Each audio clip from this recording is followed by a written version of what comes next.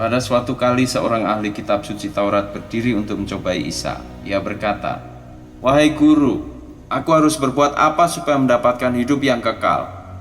Sabda Isa, "Apa yang tersurat di dalam kitab suci Taurat? Apa yang kau baca di situ?"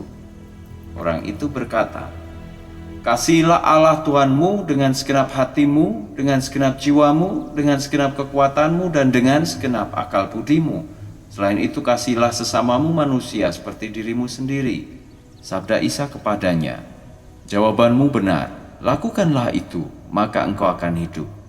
Tetapi karena orang itu mau membenarkan dirinya, maka berkatalah ia kepada Isa, "Siapakah sesamaku manusia itu?"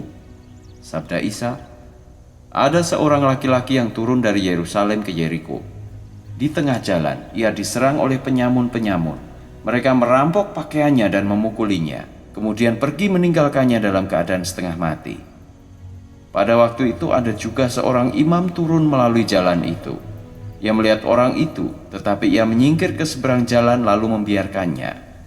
Begitu juga dengan seorang Lewi yang lewat di situ dan melihat orang yang dirampok itu. Ia pun menyingkir ke seberang jalan dan membiarkan orang itu. Kemudian seorang Samaria yang sedang dalam perjalanan sampai pula ke tempat itu.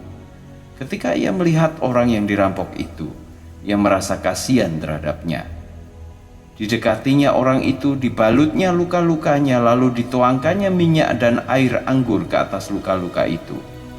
Sesudah itu, ia menaikkan orang itu ke atas keledainya sendiri, lalu membawanya ke rumah penginapan untuk dirawat di situ. Keesokan harinya, ia mengambil 2 dinar dan memberikannya kepada pemilik penginapan itu sambil berkata, "Rawatlah orang ini, kalau aku kembali akan kubayar semua yang kau pakai untuk keperluannya." Dari antara ketiga orang itu, manakah yang menurut pendapatmu adalah sesama manusia dari orang yang dirampok oleh para penyamun itu? Jawab ahli kitab suci Taurat itu, "Orang yang menunjukkan belas kasihan terhadap orang yang dirampok itu." Sabda Isa, "Pergilah dan buatlah begitu juga."